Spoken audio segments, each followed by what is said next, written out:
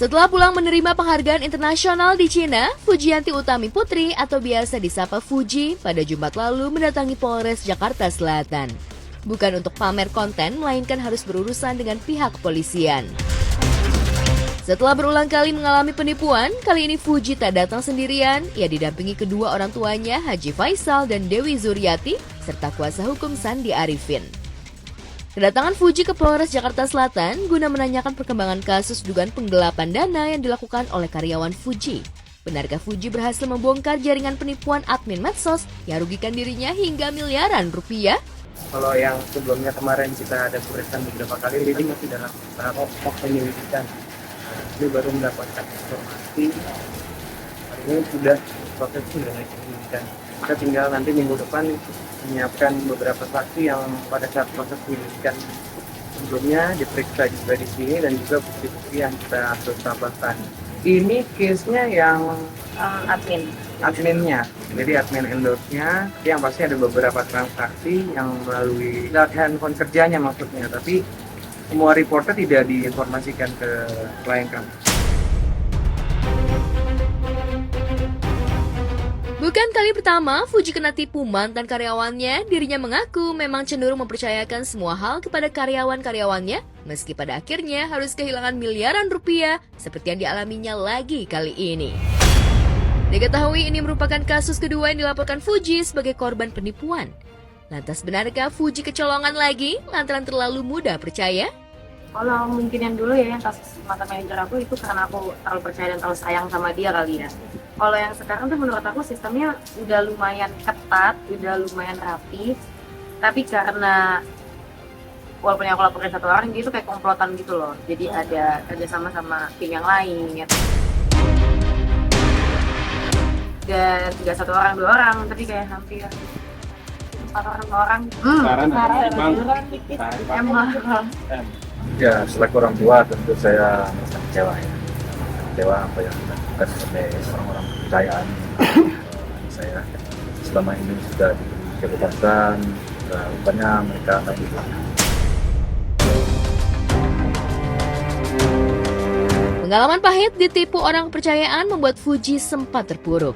Peristiwa yang dialami membuat Fuji tidak hanya rugi secara materi, tetapi juga berdampak pada psikologis dan mentalnya.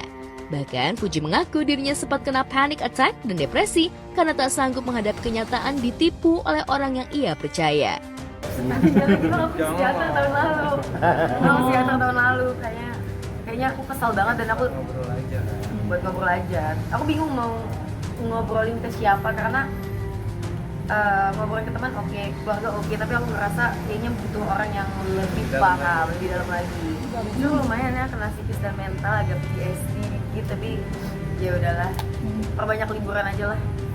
Sempat nggak nyaman gitu kayak kalau misalnya lagi ada di area-area dekat rumah, kayak gelisah gitu loh, kayak panik attack. Karena aku ngerasa kayak jadinya ngelihat semua orang itu jadi beda gitu loh. Walaupun orang nggak jahat sama aku ya, orang baru kenal atau teman aku, kayak kalau ngeliat tuh kayak lu mau pada gue ya, gue kayak jadi takut sendiri gitu karena aku ngerasa aku udah ditipu sama beberapa orang. Jadi ini ada yang tulus gak sih? Namun meski kerap kali tertipu, tapi tak mengurangi rezeki atau popularitas Fuji. Bahkan belum lama ini diketahui Fuji kembali mendapatkan popularitas lewat penghargaan internasional yang belum lama ini diterimanya di Cina. Tak hanya itu, Fuji juga hingga kini disebut masih meraup cuan melimpah. Namun meski popularitas dan berkah cuan melimpah, mengapa Fuji seolah masih tak percaya diri atas popularitas dan prestasi yang didapatnya? Enggak, ya bersyukur aja, aku bersyukur alhamdulillah, tapi aku nggak mau itu jadi patokan. Aku kayak harus lebih kayak kasihan batin mental aku gitu loh kalau ngejar sesuatu terus. Ya, Om sangat senang banget, bersyukur dapat penghargaan itu kan berarti hasil pidana dia hati aja. Saya senang juga.